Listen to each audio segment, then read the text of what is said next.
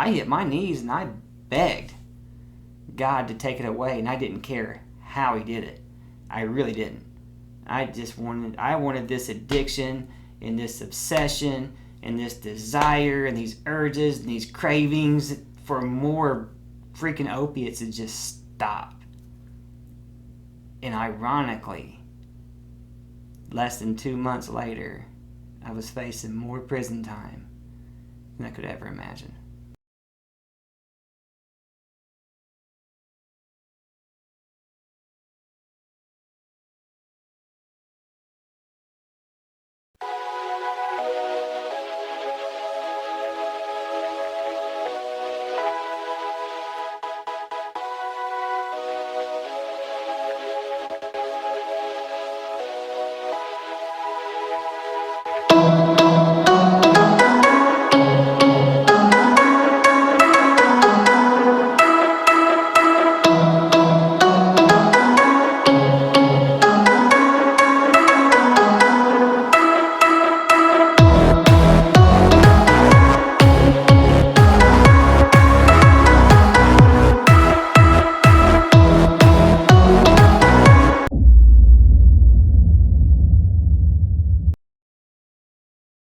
Hey YouTube, welcome back to Me to We Productions. We have something a little bit different tonight because I'm hosting and John's sitting in this chair, so it's already starting off different. But tonight we have a special episode for you because our own founder, John Cunningham of Recover Out Loud, just celebrated 8 years of continuous sobriety of all mind-altering substances on February 17th. But before we get into the recovery story, we're going to take it back and get into how his addiction even started. And a part of this YouTube channel is to want to break the stigmas of addiction, not just addiction, but also recovery, and to show that addiction happens in so many different platforms. Addiction doesn't discriminate, and there's so many different pathways to recovery. And through John's story, you get to see both sides of it. So let's dig right into how your addiction started. One of the stigmas that addiction has is that we grow up into it. It's generational, and we see it as part of our environment, and that's why most people pick up. But me knowing your story, I know that's not the case with you. So how would you describe your environment and your upbringing and just your childhood? Well, I'd say my environment when I was younger, what I remember more than anything is love and respect, and I don't really remember any trauma, any kind of pain going on. My dad wasn't an alcoholic. My mom wasn't a drug addict. Probably the worst thing growing up was me and my sister fought, like normal American family. Okay, so it was normal. When did it stop being normal? How did addiction creep its way into your life and change all that around? Well, I think, it's important to state that I never thought addiction was going to happen to me. Like, it was one of those things that was so far out of the realm of my possibility that it was never even really thought about. So I think one of the greatest agents for change is pain. And I had no way of seeing that my entire life, as I knew it, was going to change when at the age of 15 years old. For me, what that was my father. He was my hero. He was what I looked up to. Like I said before, he was, I came from a great family. So, of course, my father then was probably a good father, and he was. And he's who I looked up to. But on November 19th, 1995, I woke up to my father's death, and he had died of a massive heart attack on my kitchen floor. I was 15. He was 38. So before we pick up from that point, you said something that I think is important, because you said that addiction was not even on your radar. No. And you're 15 at this point, and most high school students, they do think they're untouchable. They don't really understand the full effects of substances, alcohol. They don't see addiction coming.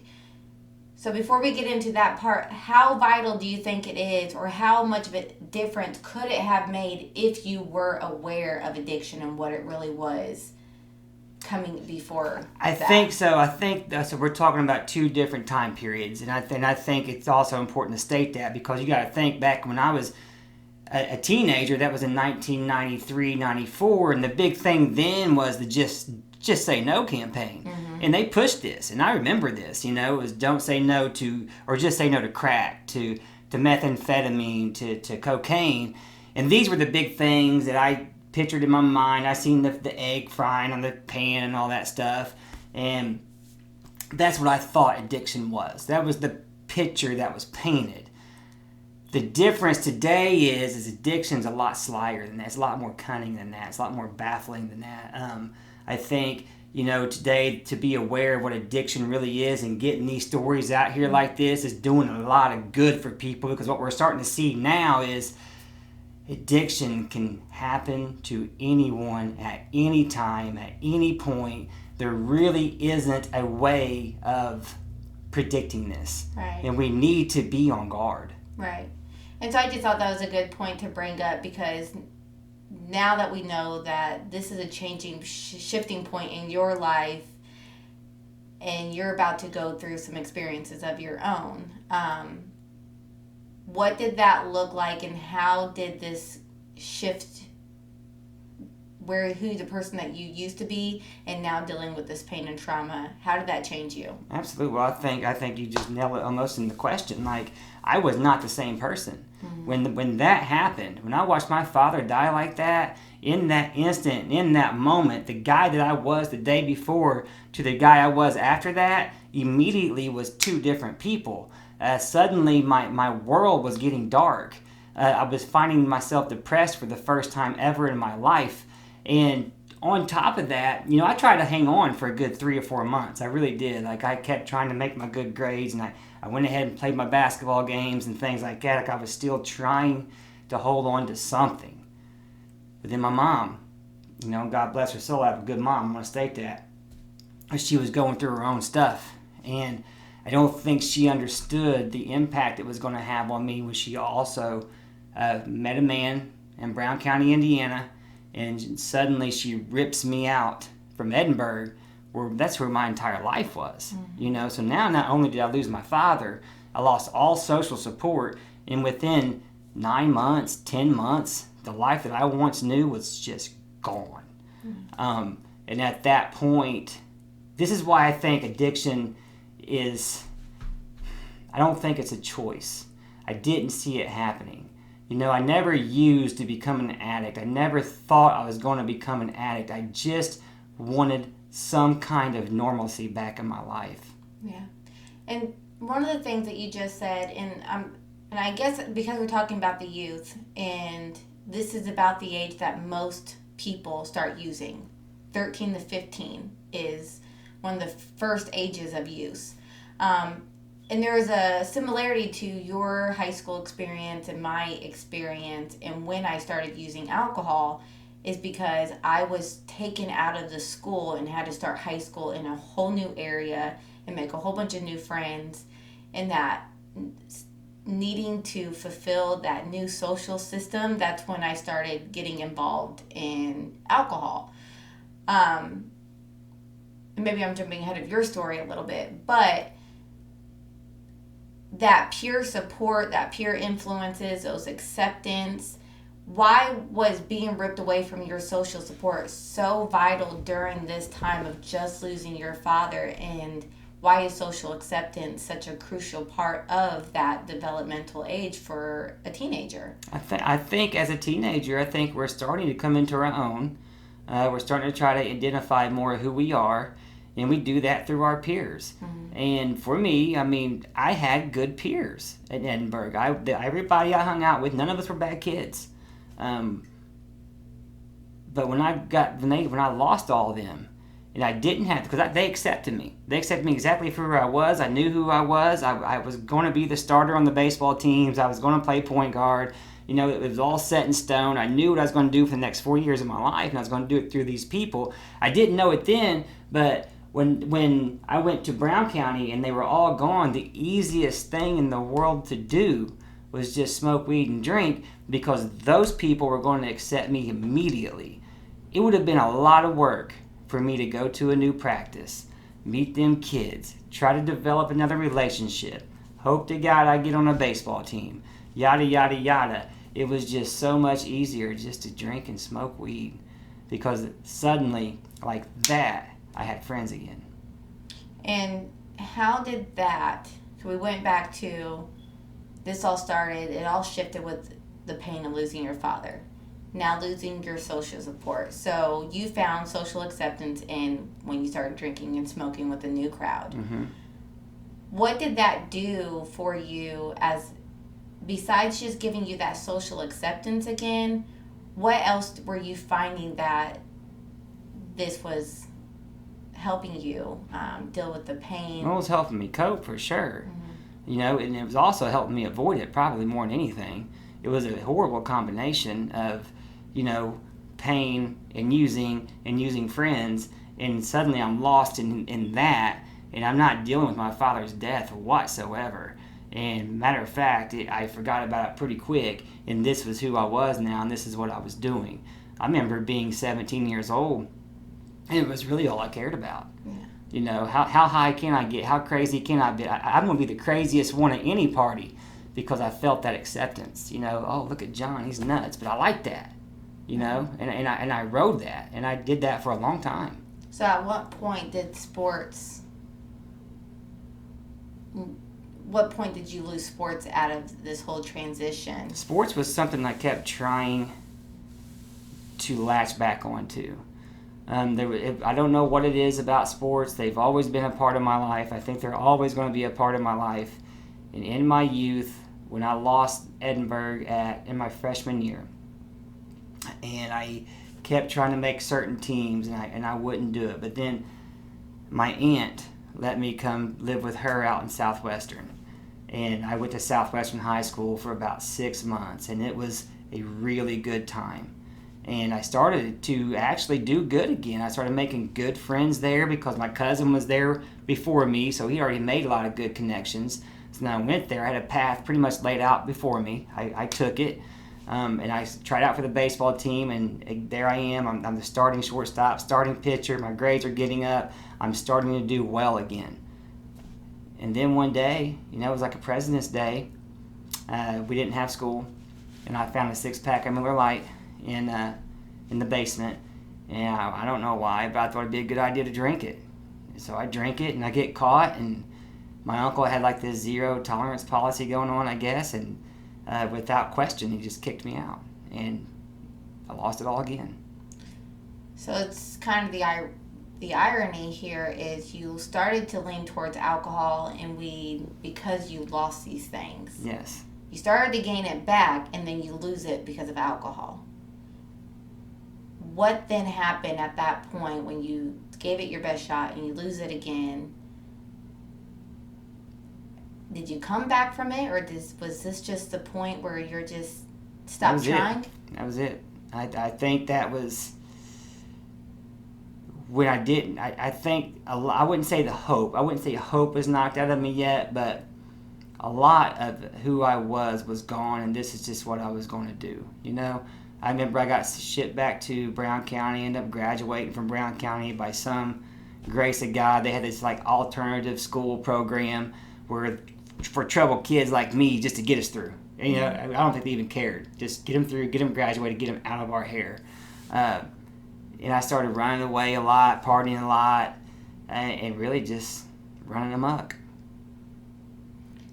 At any point, did you try to latch back onto something else to try to gain some momentum in your life of success, or was it just at that point off to the races and addiction just spiraled out of control? No. I tried a couple things. I ended up going to the military. Mm-hmm. Did that. Did well in basic training. Went to AIT. Threw that all away over a girl. Come back home. I get jobs. I can hold on to jobs. I can pay bills. But this whole time, I'm using drugs. Like, maybe not a lot, not enough to really be addicted. And I was using them all. I'd use cocaine. I'd use meth. I'd smoke crack every now and then. I would drink, smoke weed, but none of it was taking my soul. Then I tried getting married and that whole life, and so no, nothing. Those are the things I was trying to do, You know what I mean? But up until like 22, nothing had really taken me. So what happened at the age of 22? Well, so back in the 2000s, the early 2000s, this is when the pain pills and the Oxycontins were starting to come on scene. And this is where I think kids today have an advantage that I didn't, because they never talked about prescription pills. In fact, any pill I ever got up to that point came from a physician, a doctor, and we were taught to trust these people. I never thought in a million years a pill prescribed from a doctor could be harmful. And I got to state that. So when the opportunity was presented to me to take these pain pills that people were starting to talk about to get high, I almost didn't believe it. You know, I remember having that thought like, this makes no sense. But at this point, I've tried everything else. You know, nothing happened. I'm still going to work. I'm functioning. Everything's going fine. So why not? So I first time I try it, I get sicker than a dog. Like, it made me sick. And I remember people saying, well, that's kind of what happens on the first time, you know. And so about a week or two later, I take some more. And this time it was different. You know, this time, I think there's two ways I can explain it.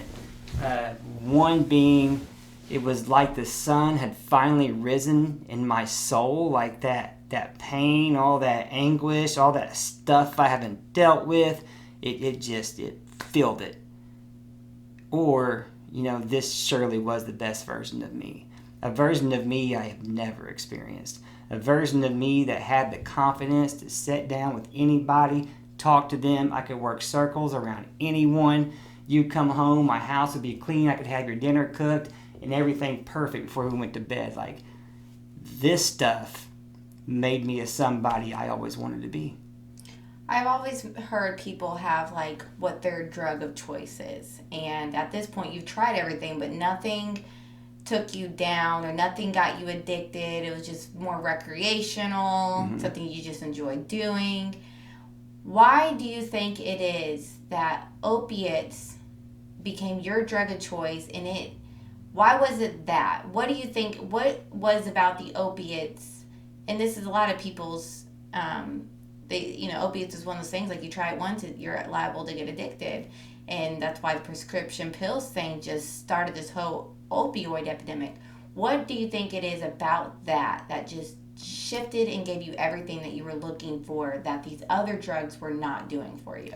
I think that's a good question, and I only have really one answer for it, because like you said, I had tried everything else, and I really was partying with all those drugs at any given point that was there. I was going to do it. And even, I want to state, during those times, though, I still was doing those drugs for acceptance, for other things outside of me. But why the pain pills? Why did that take my soul? I think it's almost in the name, like, because it alleviates not just physical pain. You know, it alleviates all pain, mental, emotional, spiritual. It takes all of it away. And suddenly you feel like you're left, like I said, with who you were supposed to be. That's how I remember feeling. And who in the world would not want to feel that way? Yeah.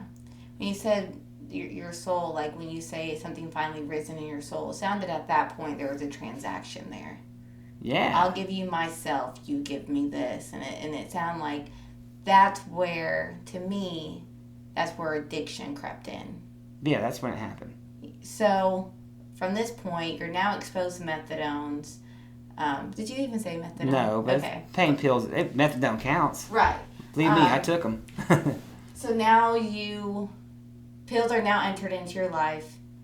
You found who you've been wanting to be this whole entire time. You're happy with yourself. Like, life is great. Like, this is the answer that you've been looking for all your problems.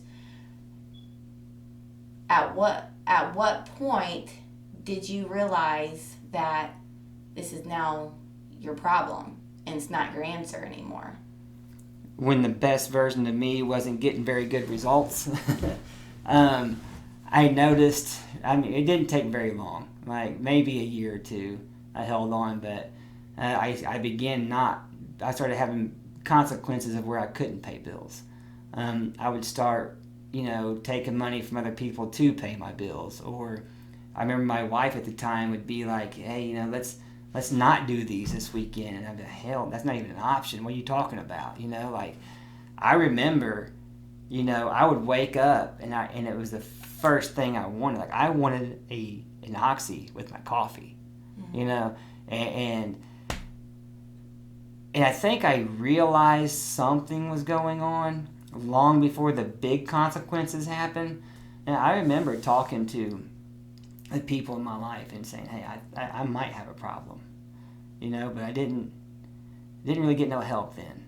Did you ever think of it as being, because before as a kid, you still associated addiction with like crack cocaine. Like we all have this perception of what we think addiction looks like until we realize addiction doesn't discriminate. I knew because I was doing things I didn't want to do. I was hurting people I didn't want to hurt. People were questioning me, and even the fact I even loved them, when I in fact did. Something was going on that was definitely against my will.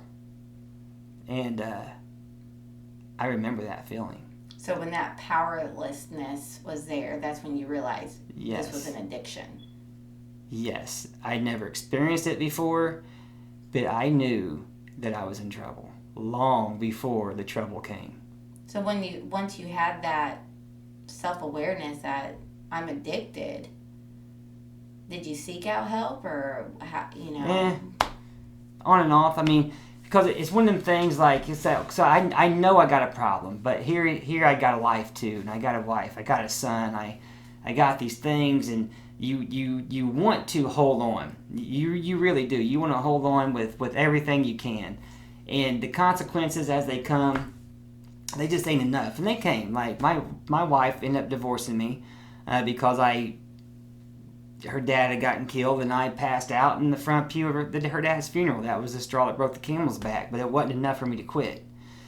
I lost my son in that same process. Now all of a sudden I can't even raise my son, but it still wasn't enough to make me quit. And yes, I reach out for help? The answer is yes. I remember writing letters to Dr. Phil and Oprah, hoping I could get into like the Betty Ford Clinic or something, and I never heard back. But I wrote those letters and I sent those letters. My mom and people, like, I think at that time, like, there really wasn't a lot of options for somebody addicted in 2006, Yeah. And if there was a place, it was a lot of money. So I didn't really have options. I felt extremely hopeless. Yeah. I just want to like pause and give a note to the viewers. Like, this is a time of recovery. Like, if you were to seek out recovery now, you would find a multitude of resources, free, government paying funded. I mean, there's just so many different resources for recovery now that people back then, they were limited on what they sought out, or they had to do self-help. I absolutely agree. I want to say that too. Yeah. Like 2019, if you need 2020. help, or 2020, if you need help, you got it. This is the time. The time is now. And what's ironic is, the time is now, but more people are dying now than ever too. Yeah. It's wild. So, but yeah, definitely agree. Yeah, I just want to say there's so many resources out there, but that wasn't your experience No. back then. So at this point, reaching out for help was short-lived. Correct. So at this point, your addiction, I'm assuming, is just progressing. Oh, it's at full this blown. time. Okay. So at what point do you get to, or how long do you get to that point where it's what they consider a rock bottom? And how long did it take you to get there? And what was that thing that just finally broke you? Well, so rock bottom and getting there. For me, it was a long process, and it was grueling, and it was hell on earth. And I think that during an addiction, something like I was going through, I really feel if there is a battle of good and evil, this is it. Because the only thing that was going to save me was a power greater than me. I had no freaking hope, man. I'm telling you, I committed felonies, big felonies, every single day to get my fix. In 2008, I ended up getting busted for the first time for burglary. You would think that would be enough. It wasn't enough. I ended up getting out in 3 months. They gave me 10 years all suspended. I'm still trying to find a way to use. At that time, Suboxone had just came out. Probation couldn't detect it. I knew that. So I played the system, and I started taking Suboxone for the wrong reasons. I was passing drug screens when I was dirty. The second they cut that bracelet off me, I go right back to the pain pills. I get finally, probation catches on. I drop dirty. They put a bracelet back on me. I cut it off again to go get what I need because this bracelet was definitely going to stop me from getting high. And at this point in time, I mean, when you have no hope, you will go to the bitter ends. And I really did. And I cut that bracelet off, and I went on the run. And on the run, I created a team of burglars, and we committed as many burglaries as we could on a daily basis to produce as much heroin as we could on a daily basis. And I remember watching my team begin to drop one by one. The cops were getting them. And I knew my time was coming. You know, by this time, all 4 of them had been arrested and charged, and they were doing time, and I'm still out here on the run. And it seemed like everywhere I went, either the Brown County Sheriff's Department or the Indiana State SWAT would show up right after I'd leave. I'd get the call and say, John, man, they were just here. You know, I'm like, man, this is getting crazy. And I remember starting to feel this panic. Like, man, this is not good, John. You know. And I remember it was 2011. And I always loved my son. Like, I don't want to cry. I always tried to be a good dad, the best I could. Even through this whole time, I always seen my boy. And, well, you know the story's so real for us. I don't know if I can really tell it without crying. But I'm going to get there. Well, I'm going to give you a moment. Because Okay. I want to say, because you always say it, and I think it's true, because, you know, I was a child of 2 addicts. And I knew they loved me. I never once doubted my parents' love for me. Not ever once. I knew it was the drugs, and I knew it was the drugs that they were choosing over me, but I knew it had nothing to do with their love for me. And I think that's another stigma that people have in society, that addicts, people with addiction, I don't like the word addicts, people with addiction, like they don't love the people. And we've seen it in the stories. They do. They truly, honestly, genuinely love the people in their lives. And even when that drug is just overwhelming, controlling them, it doesn't take away the love. They're just able to numb it and avoid it to continue doing what they're doing. And you see that in your story. Mm-hmm. So I just wanted, like, another side note for the viewers, like people who watch this, they do love their kids. And if your parents are struggling with addiction, they do love you. I know I did. Yeah. I did. And I remember on this night, it was between Christmas and December 29th, because that's my birthday. I knew when Christmas was. It was one of those 4 days that I had him. And he was 7 years old at the time, and he liked to stay up till midnight because it made him feel like a big man in front of his dad. And this night he made it. He made it to midnight, and I go to shut the lights off and go to bed, and I look over, and he's there on the couch by the window, and it was a full moon out, and the light was hitting him just right. And like I said, man, it was the first real prayer that I've ever said in my entire life, man. I go over next to him, I get on my knees, I put my head on his chest, and I just begin to profusely apologize. I bet I apologized to that kid 10 to 15 times. What exactly were you apologizing in that moment? Because I knew I was about to lose him, like for good. I knew what I had done was wrong. I was apologizing for being a bad father, but more than anything, I knew something was about to happen to me. I didn't know if it was death. I didn't know if it was prison. I didn't know what it was, but I knew that on the other side of this, I was not going to see him for a long time. And before that, you were saying that you always try to be a good father. But in this moment, correct me if I'm wrong, but it seemed like you finally had that moment of honesty when you realized that you're not being a good father. Oh, yeah. And how important is that ability to be honest in that awareness to say, wow, I'm not being a good dad. I'm not being, this is, That was probably the first time I was really honest in years. Right, yeah. And it is important. I didn't know how important it was in that moment, looking back, yeah, it was important. Maybe that's why the prayer was answered, because it was so honest. Right. I don't know, because I know when I went back into the bedroom where my girlfriend at the time was, I hit my knees and I begged God to take it away, and I didn't care how he did it. I really didn't. I wanted this addiction and this obsession and this desire and these urges and these cravings for more freaking opiates to just stop. And ironically, less than 2 months later, I was facing more prison time than I could ever imagine. I'm gonna bring the story with Cash back in later. But so now, to you, I mean, looking back, facing this time, the irony of it was almost like an answered prayer at this moment. It was an answered prayer. Yeah. Because really, I should have died. Like looking back, like I should have died. I shouldn't even have the opportunity to go to prison. I didn't look at it as an opportunity then. Yeah. So what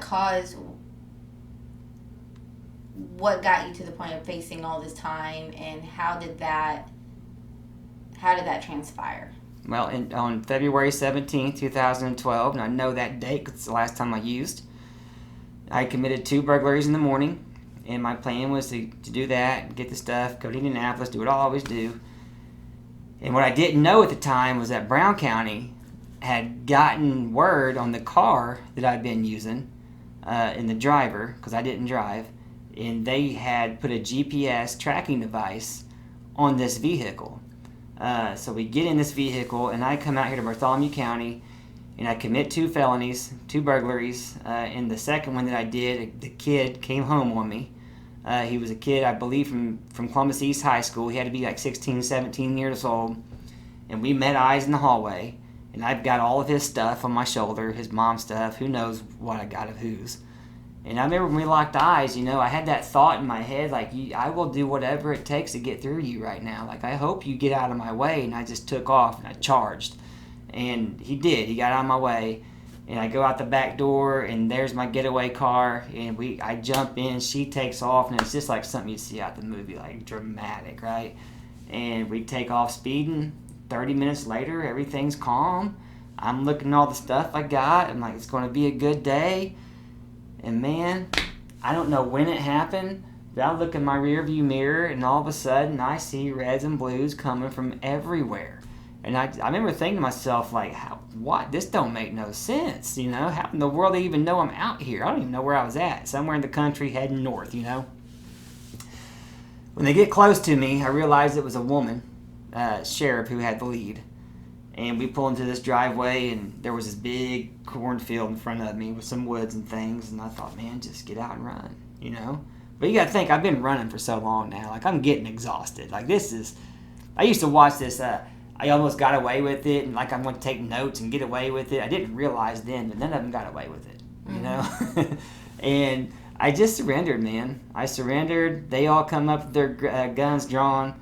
They throw me in the back car, and the owner of the house, the kid's house, she just had to see, what I looked like. And I remember when she looked back in that window where I was at, and it was just a look of just disgust, really, and probably the first time I really seen myself for myself, because I really seen how somebody felt about me, and it was not good. I go to jail, and my first plea bargain. So I have a 10-year suspended sentence for a burglary on me already. I catch 2 more that carry 20 years apiece, and so that's a total of 50. And I didn't even know that in Morgan County I had another one for another 20. So really it was 70 years altogether. Bartholomew County, first plea bargain was 30, second was 30, third was 30. I thought I was going to do 30 years in prison. This seemed to be my rock bottom, though. So do you think it was the time that you were facing, the combination of what just occurred a couple months prior, that moment of revelation in your life, being tired of running? Because they always say, I'm sick and tired of being sick and tired. Do you think it was just like the perfect combination that brought you to the rock bottom, or just that one particular thing of finally facing that much time? I'm going to say it's probably every bit of that. It was an answered prayer for sure. But when I was in there facing that time, and I used to think about what it was going to be like to see Cassius at the age of 15. Because of 32, 15, it's a long time. And I realized he wasn't going to be a kid, he was going to be a grown man the next time I seen him, and that really started to play. It started to weigh heavy on me, and I started thinking,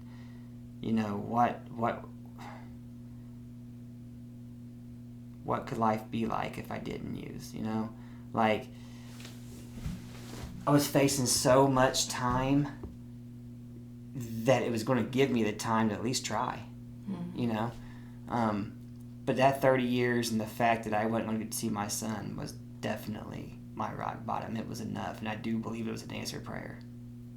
So you're facing this time, you're at your rock bottom, you're at a surrendering point, but you're in jail. So how does going from surrendering to rock bottom and transitioning to getting sober and recovery, how does that path develop behind bars?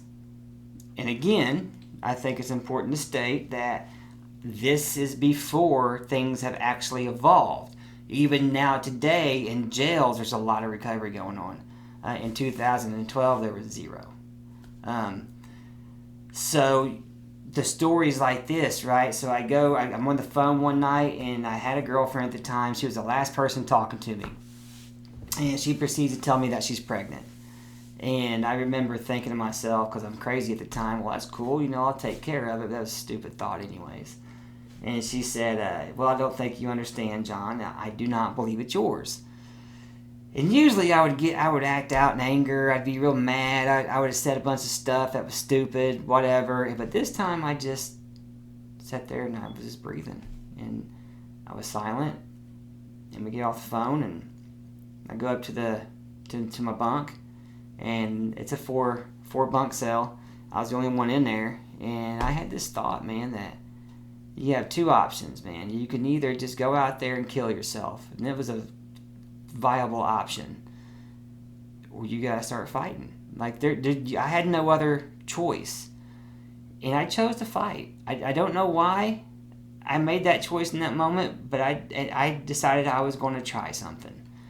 I remember within the next day or two, I can't give you an exact because I just don't remember, but I was in a spot that had no resources, so I had to develop my own recovery. And I'd never recovered before, so I had no clue what I was doing. Mm-hmm. All I knew, and you want to get back to honesty, is when I looked in the mirror, I hated everything I seen. All of it. All of it. What I looked like, what I stood for, who I was on the inside. And I was going to kill that dude. Before you get into that, there's something that keeps playing in my head that I feel like it's important to bring into. Because sometimes in the midst of addiction and someone in these stories, I think what often gets overlooked is the impact that it has on the family, on the children. And here you are facing 15 years. Serving 15 years. Mm-hmm. What was that?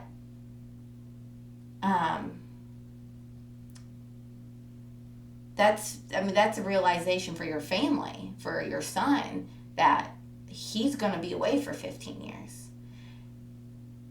were they a part of you realize, a part of being able to get honest with yourself and realizing the impact that your choices are finally having on them? How did it impact them, the fact that you're about to spend 15 years away from them now? They finally did what everybody should do.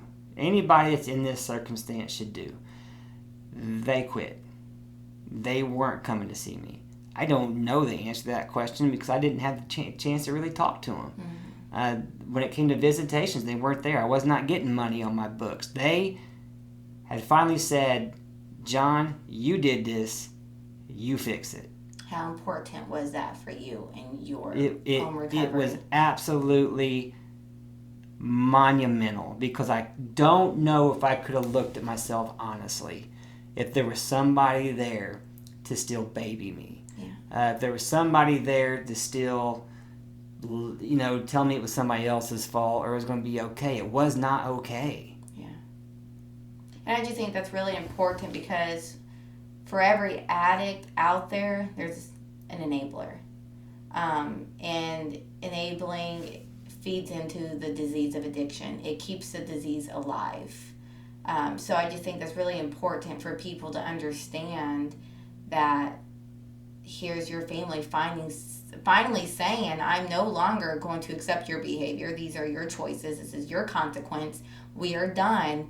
Which allows you, like you said, to finally be honest with yourself. So here you are standing in this mirror, finally being honest with yourself. So what do you do about it? What do you do with that truth?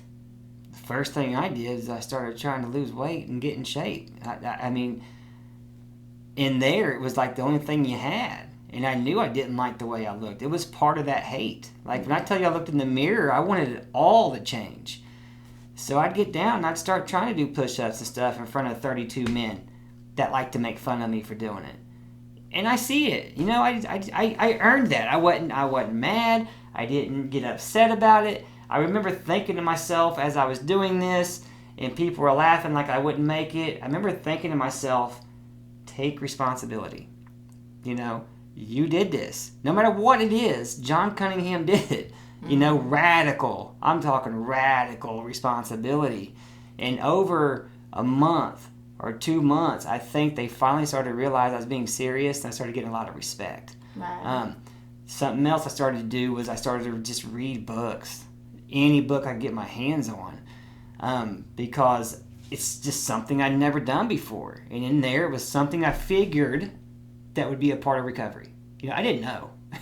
All this stuff I didn't know. And then something miraculous happened. Absolutely miraculous. I'm doing all these things. I'm seeing the weight come off. I'm starting to like myself a little bit. I'm starting to see myself different than the addict. And I'm drinking coffee one morning. And back then it's like this Keefy coffee and it's instant.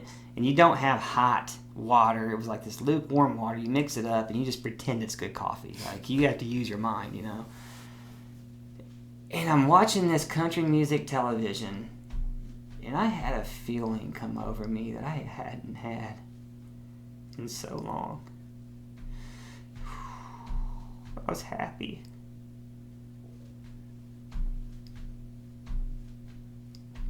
I didn't think I'd ever be happy again. And it was real.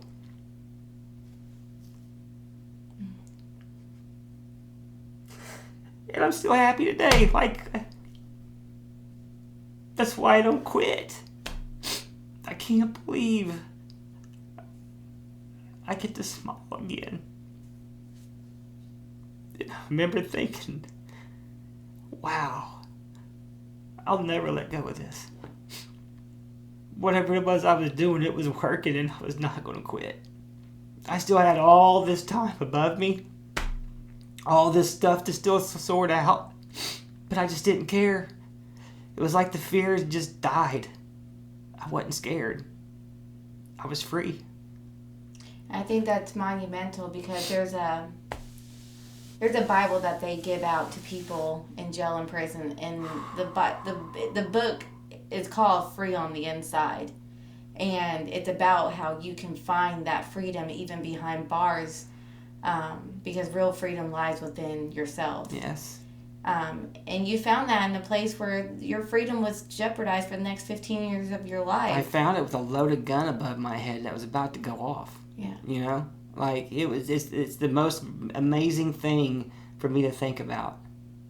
So now that you have this happiness, you find joy, you're starting to love yourself. And at this point, it's safe to say that you're starting to develop your own program, so to speak. And you're starting to work your program, and you're starting to see these results. What is now happening with your case at this point, and when do you get the idea of,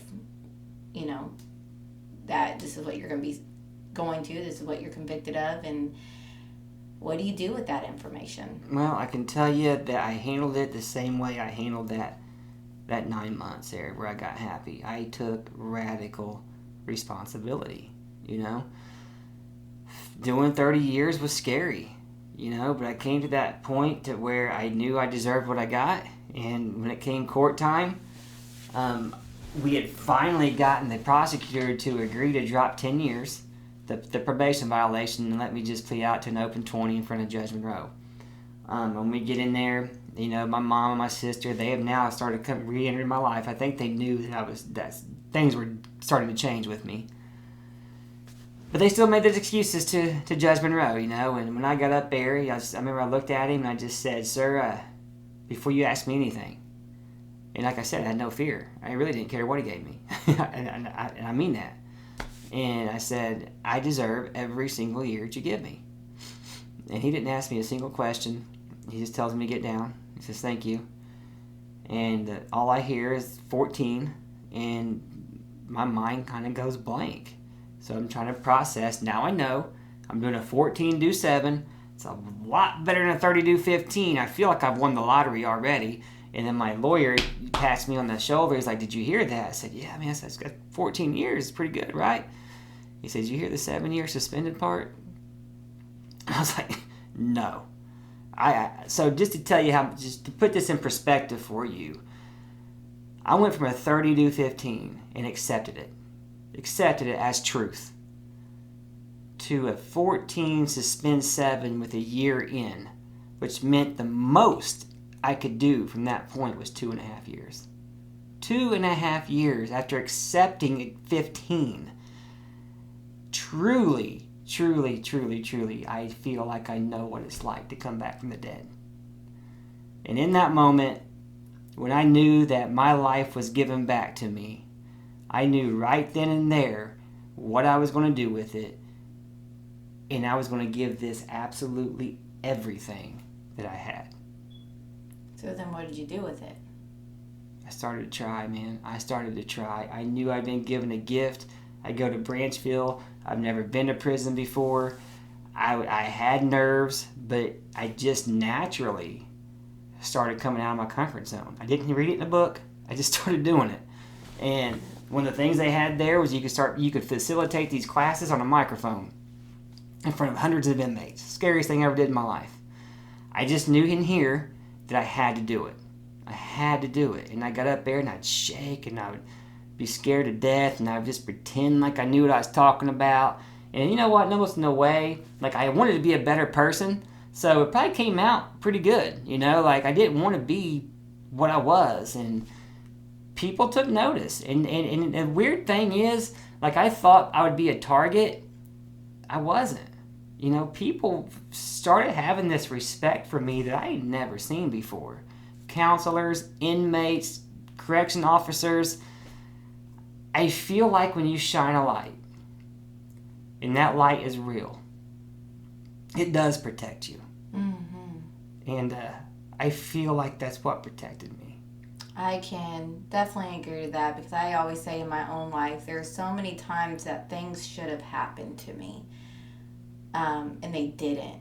And I always said that I've felt protected all my life, and I've been in very dangerous, risky situations, but I always felt like I had that same light over me that wouldn't allow too much harm. It would allow enough to teach me something, but not enough to destroy me. So I definitely know what light you're talking about. But it's also another point I want to bring out, because I see that at this point you're starting to develop a leadership role in the prison and with the other mates. But it's also the same leadership role that you had in your active addiction. You had this team of burglars that helped you do these robberies, and so you had this natural leadership skill. Even in your active addiction, that you are now shifting over to your recovery, and so that starts to play another role in your life. Me knowing now that you're a leader of Recover Out Loud. Did you realize that that's part of who you were you were developing this leadership skills, or at what point did you have that realization, like, wow, I'm a leader here? I don't think I did. But you're right. You're right. This is kind of how I played it in my mind. And like I said, I always loved my son. And I created this image in my head, right? Like, I was going to be a good example. And what I told myself was, this is how I was going to discern my decisions. If it's something I would want my boy to do, I'm saying yes to it. If it's something I would not want him to do, I'm saying no to it. And there was no justifying those two options. That's how I was going to navigate this thing. Because I knew what I had done. He needed to see something different from me, And so would I want my son in my situation to get on that microphone and do what I did? The answer was yes. And that's why I did it. Would I want my son to treat people with kindness? Yes. So I did. And would I want my son selling ramen noodles as a store to make extra ramen noodles next week? The answer was hell no. So I didn't do it. Would I want him to make his bed when the officers asked him to make the bed? Yes, I would. So I did it. I swear to you, that's how I've navigated most of my recovery. Well, and it goes back to two things that I'm hearing. They always say, if you want to change, you got to change everything. Everything. And so I'm starting to see you going back to wanting to kill that old person and kill it, and you started doing everything opposite. Started doing things that you've never done in your addiction. So you're changing everything. Yeah. You're doing things that you've never done, getting on a microphone because you would have never done it. Journaling. Yes. Reading. Right. So everything's changing. But then the other thing goes to there's this one word of wisdom that we grew up on. Do as I say, not as I do. But now you're taking the mentality of, I'm going to be the example I wanted my son to be. Yes. And that's helping you navigate what kind of person you want to be. Correct. The kind of person you would want your son to be. Absolutely. And so I just thought that's very great. More people should take that concept in their own life when they're making decisions as a role model and as a person of recovery. So at this point, you're leading these classes, you're developing this recovery. How did the rest of your time play out in prison, and what was the transition like out? Prison was one of the best times of my life. Prisons was one of the best times of his lives, and I swear to you guys, when I hear stories about prison, I think he was in a dormitory setting. But go on. Yes, and I know that's ironic. And here's the thing, no, the people I was with, most of them did go back. People, places, and things. It's a real thing. And I surrounded myself by the 20 people in there that I thought wanted to be better people. And that's who I lived through. So I got to feel what that felt like. I could influence and be influenced, right? And I continued on my journey. Every day I'd find a different book to read. I would talk to a diverse crowd. We sat down, there was people, I kid you not, from Native American to Muslim to Christian to Buddhist to NA to AA to atheist to agnostic. I had never been bombarded with so much diversity, and good Lord did I need it. It opened my mind in ways that it would have never been opened without it. I came out of prison feeling like I had a really good understanding of how humanity worked. and what leadership really was and how important my example was. And when I got out, the drugs and using was so far gone. I destroyed that so much I wasn't even worried about it. I ended up going from Branchville to a place called IREF, and IREF was a level 1 prison. Sports camp. I got to keep doing my program, keep running, keep playing my sports. I got to lift my weights and do a couple business trade classes and things, but I knew there was something I was going to need when I got released. And that was a job. And a lot of us, we think we're too good for certain jobs.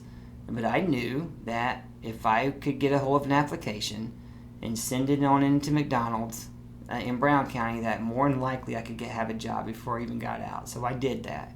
Again, radical responsibility. And it worked. I had a job before I was ever even released from prison. If that ain't proof that something's different, I don't know what is. Yeah, because most people wait until they're out, and then the excuses come, the laziness comes, and they don't have a set plan, so eventually the relapse comes. I think it's vital for people to have a plan set in place and in motion and ready to go before they enter out of any facility, whether it's an institution or a treatment program. Like, have your housing and your basic foundations stable and ready to go. You're going to have a better chance of success.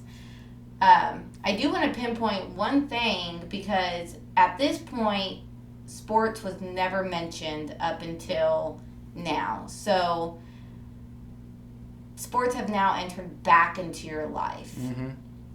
It was taken away from you in your youth. Mm-hmm. Your addiction destroyed it. You are now getting sports back into your life. What did that do for you in your recovery? Because I think it's an important part of who you are now. And some people don't understand why that physical activity and that fitness in sports is such a vital part of who you are as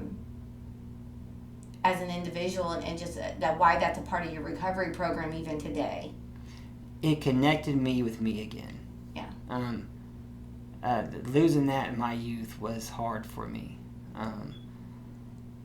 And what I don't think people understand is, when I'm out there on a court, or if I'm on a diamond, and if I catch, I'm out there at shortstop and a ball comes to me and I get it and I feel that I don't feel like this guy in an adult body. I feel like my 14-year-old self. They got all that ripped from me. And I can recover some of that, And I do that. I go, oh gosh, do I do that? And I will always do that. But I had to relearn it all again. I remember the first time I tried to shoot a layup, I couldn't do it. I threw it off the other side of the backboard, and I remember thinking, oh my gosh, I've lost everything, But I think that was the best answer I can give you. It connects me with my younger self.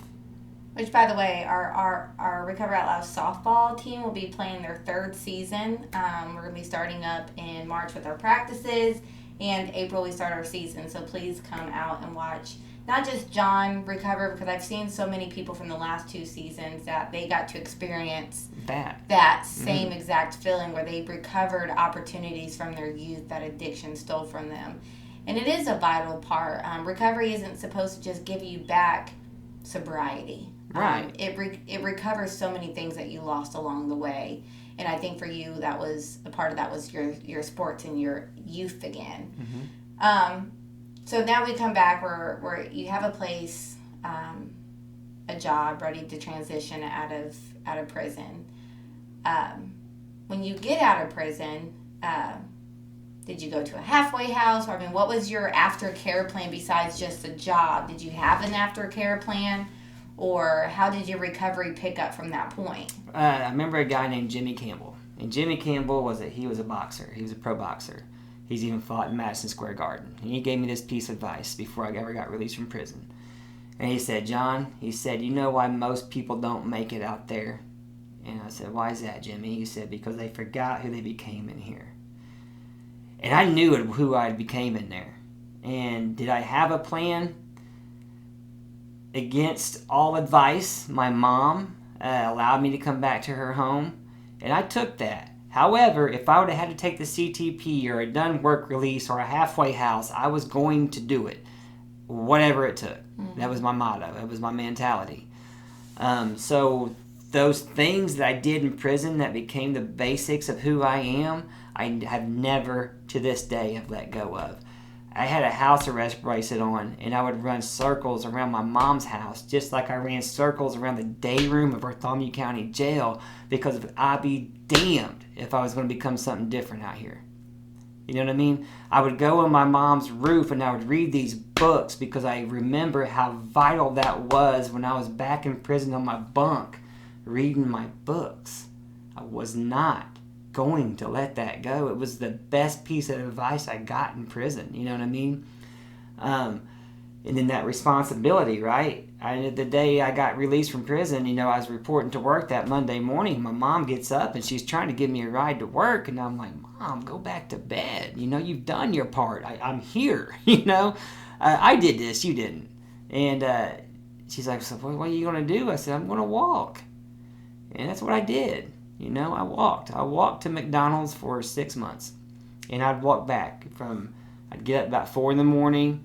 I'd leave about 10 after 4. I had to be at work at 5. And I got to where I wasn't bitter. I wasn't angry that I was walking. I fully enjoyed it. I had a lot of gratitude for it. Mm-hmm. You know, so. Seems like your perception in prison and your perception on, because there are some people that even would have been angry about still having to serve 2 more years. But your I hit the jackpot. Yeah, and your perception on that. And I think that perception has carried over into your recovery and what's allowed you to get recovery for 8 years, because you tend to look at, through gratitude, you fully understand that life is a gift. And even in those moments of walking, you realize you never lost the gratitude that I have a job I get to walk to. I don't have to, I get to. And you've kept that mentality. And I just think that's a great point to perception's everything. Yeah. And gratitude, they say, is one of the most number one preventions of relapse. Twice as powerful as any other principle there is. Yeah. And you fully displayed gratitude in these moments. So you're staying to your basics of recovery. You're getting up and going to work. You have the housing. When does your life start to piece itself together outside of that transitional period of prison? That's just one by one, and that's how you gotta take it. You know, as addicts that get in trouble, and we get ourselves in massive holes, and I think this is where I think addicts deserve some value here, the ones that make it. And I get it that we messed up. We didn't do what the normal people have done. And I understand. I take responsibility for that. But, man, let me tell you something. When I got out of prison, it's my own fault, I had no car. I didn't have a driver's license. I owed $2,500 in house arrest fees. I was going to owe about $10,000 in probation fees. My clothes no longer fit me because I got in shape. I'd lost about 70 pounds. I'm a 3-time felon, and I've been an addict for a better part of more than a decade. People doubted me. Nobody really believed in me. You know, is John got this jailhouse talk going, or is he real? You know, I had so many reasons to just quit, you know. And I think the best point I can make here, man, is valid excuses. The ones that everybody would agree with you with can kill you. And I didn't do that. I remember I looked, so what was number one, right? Well, the first thing that I had to do was I was going to have to pay off this $2,500 to Morgan County for my house arrest to get off of it. And I began to piece that down month after month. I would make about $240 at McDonald's a week. I would give $220 to Morgan County, and the other $20 I would take and buy my own food because I wasn't going to let my mom buy my food. I'm a 32-year-old man. You know, it was time to act like it. And I started to piece my life together that way. I didn't look at the whole mountain. Mm-hmm. I just looked at what was in front of me. So, but one by one, you start bringing down these mountains. But so you're on home detention through Morgan County. That at one point you were facing time. Did they just settle with the community corrections? Okay. So at this point, everything else is clear off your record. You're serving out your time to the last county, knocking these debts one by one, getting, you're accomplishing these goals little by little, taking little chunks at a time. So you get to the other side of those mountains, and just how did life start to transpire for you? When did you start to feel connected with society again? When did you, how did that revolution of just complete freedom outside of prison happen? And what was that experience like? Because a lot of people have a very difficult time reconnecting back into society and building a life again. That's a good question. I mean, I think I was so determined. I had a drive that was not going to stop me. I ended up, paying that off. I get a better job in Columbus, Indiana, over at Taku, and I meet this guy named Chris Rutan who was going to give me a shot at renting my own place, and this was the next step, so I took that step, and I moved into my own place for the first time ever, paying my own bills. Next step was going to be getting a car, and I remember saving up the $900 to get the Honda Accord that I bought. I buy the car. That's when I realized I have all these suspended things going on. I had $2,500 worth of reinstatement fees to pay. Again, I wanted to throw a fit, and Mom's like, nope, you got to take responsibility, and I did, and got that paid. And just the more I kept doing this stuff, man, just the more confidence I began to feel, and the more freedom, and the more love, and I think it was starting to radiate out of me because I was thoroughly enjoying this process. Mm-hmm. For one, I don't want to. This was not hard for me. Right. I looked forward to these challenges. Again, back to the perception and the gratitude of it. It allowed you to. And maybe that's the difference. Yeah. It allowed you to enjoy the process rather than resist it. I was already connected because I was connected to myself. Right. And I think that was what it was. And then over time, society seen that and connected with me too. And the next thing I know, I'm getting help everywhere, anywhere that I needed it. And it was deserved help. I earned it. Mm-hmm. So getting to the point of Recover Out Loud, getting to the point of your struggles in recovery, because recovery's not and you're right, because I never thought this would be where my struggle was. Right. And I want to talk about that because and I think it needs to be talked about. I was so different. I was so on fire. I was so connected within myself that the only thing I knew I needed was sober people. People, places, and things is vital. It's real. It's not cliche. I needed like-minded people, but I did not need a program. I didn't need that. But the only place I knew to find sober people was meetings. Great. I've been doing them in prison, things. Figured it'd be all good. I'm 4 years clean. I go in there, and I remember when I first started talking, people were like, yeah, accepting, Oh, who's your sponsor? What step you on? How many steps have you worked? Well, I'm not doing that, And I could almost instantly just feel I don't know if I want to call it judgment. I don't know what I want to call it, but it was disconnect. Mm-hmm. It was not connecting. It wasn't warm. It wasn't welcoming. It was, why, if you don't do this the way I do, then I can't validate your recovery. That's how I felt. And I still would come back. I had some experiences in there that, I don't know if I need to talk about them on camera, but I would definitely talk about them one-on-one because I don't want to tell those stories, but they're real. And I realized that diversity that I had found in prison that had set me free didn't exist out here. Yeah, and I think it's good to state, because this is a hard part of your story, and I know the experiences, and I know that you've had a lot of backlash and judgment based off these experiences. And I just want it to be known when people watch this video that by any means it was never the program that was at fault. Could have been just, it was just the individual. It's always people that hurt people, not the programs.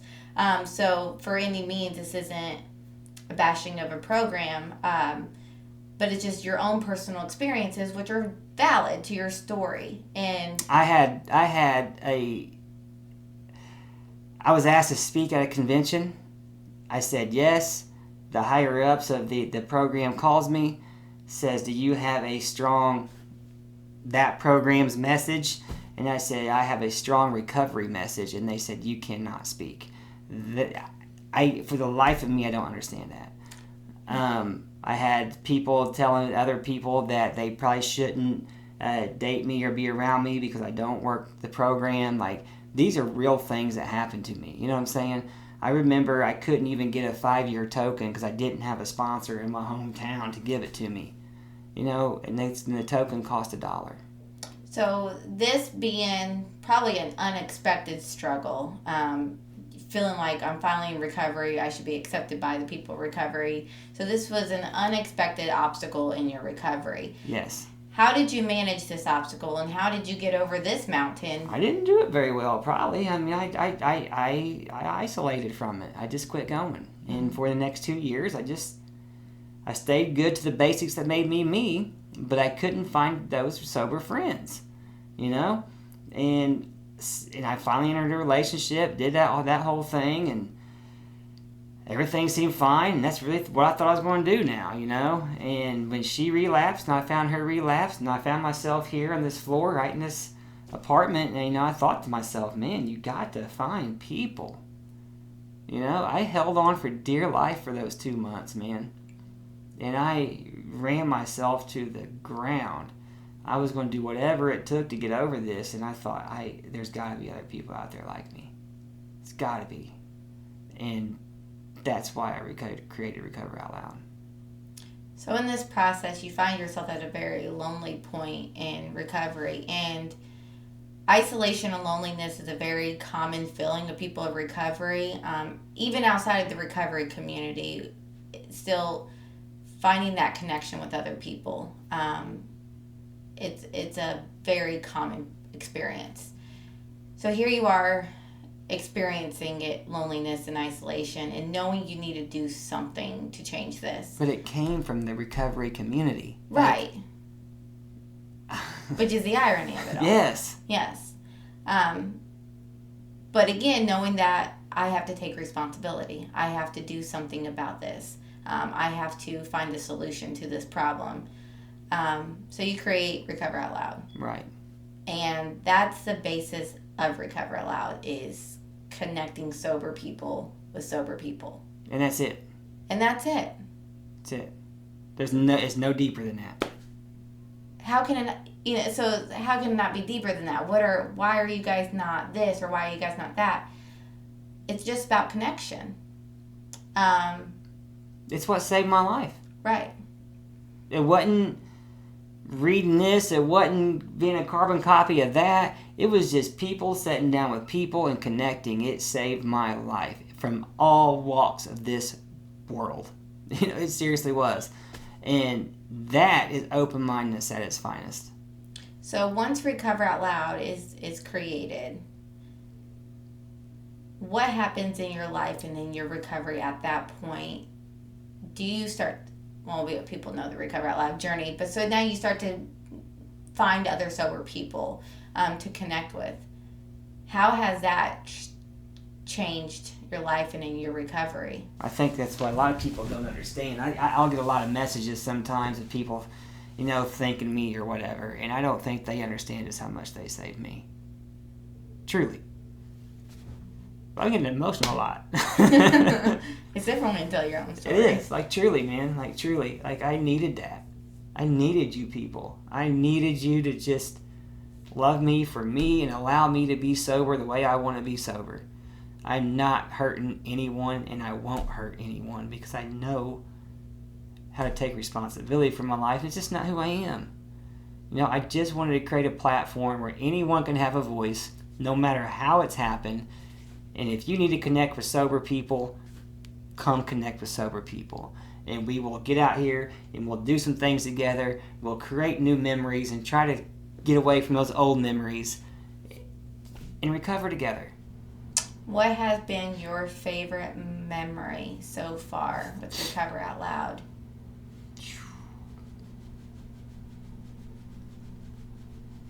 Gosh. I mean, we've done softball. We've gotten a couple proclamations. We've been on a million camping trips. I mean, to pick one single memory, that's tough. Yeah.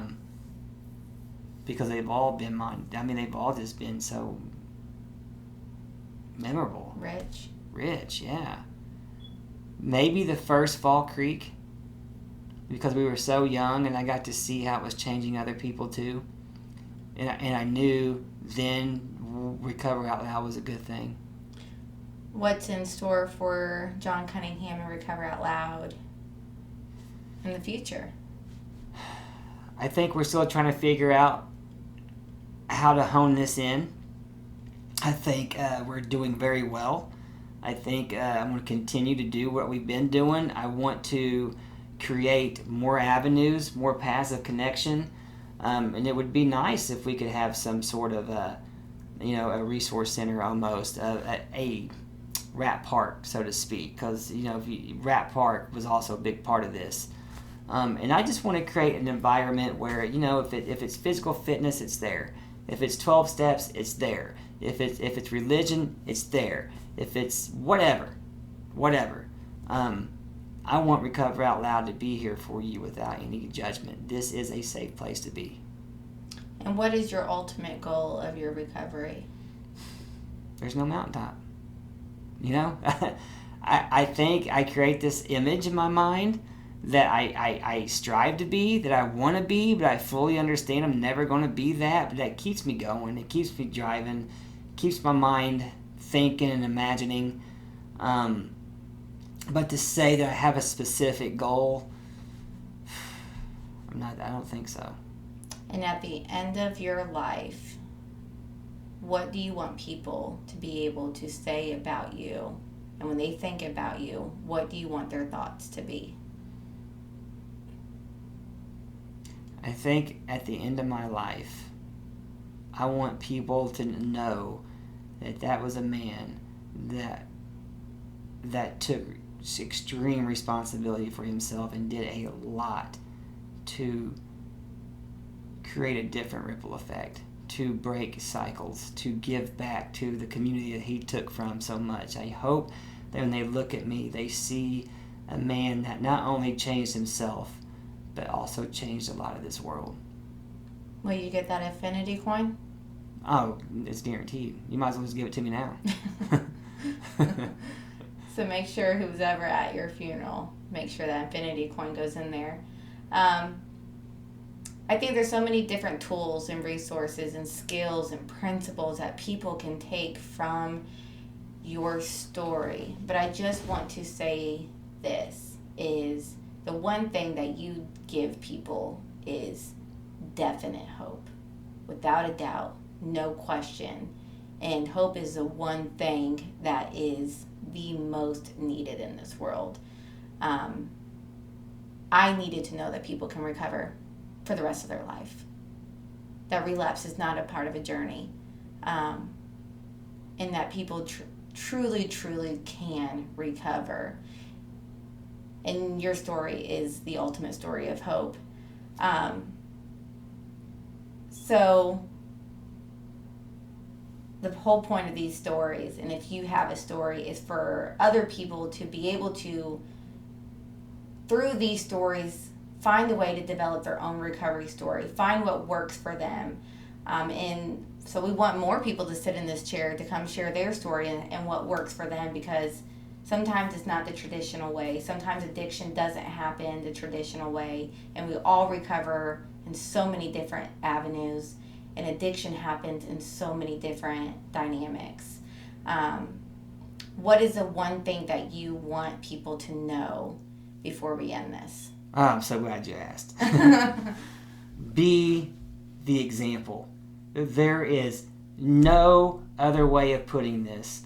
If there is nothing greater than the example that you set. If you want to change the world, do not be a carbon copy of somebody else's example. Be your own. There's a reason why I don't smoke cigarettes and I don't vape and I do exercise and I do go try to be healthy, and it's not because I think I'm better than anyone else. I want to set the bar and set the example of what recovery is, and I know recovery means life, and I am trying to give myself life. Be the example. Yeah, be the example. And if you are ever doubting your questions and your choices, what example do you want to set for the younger generations? Because the only way that we can end addiction is if we stop addiction from even happening, and we got to get on the prevention side. And the only way we can do that is by the example that we set, and really break these cycles. So thank you for breaking the cycle of not just addiction, but breaking the cycle of recovery. I think recovery is evolving in a way that needs to evolve, and you've opened up a pathway that has never been opened before, and I think is going to allow so many other people to recover, and it already has. So if recovery has impacted your life in any way, or addiction, if addiction has impacted your way in any way, and you want to come share your own experience, share your own recovery, whether you're a family member, a paramedic, the EMT, police officers, we've all been impacted by addiction in some way or the other, and we all have a story to tell. And this is why Recover Out Loud was created, so everybody has a voice, everyone has a story, and we can all help somebody by sharing our voice, and we can change the world by just sharing our story. So get in touch with John Cunningham. He is usually the host. Someone needed to interview John Cunningham, so I stepped in and filled up. But get in touch with John. We would love for you to sit in the seat and give your voice. Recover Out Loud is for the voiceless. So. And remember that shame can only thrive in secrecy. And the moment you speak aloud upon it, it will lose its power.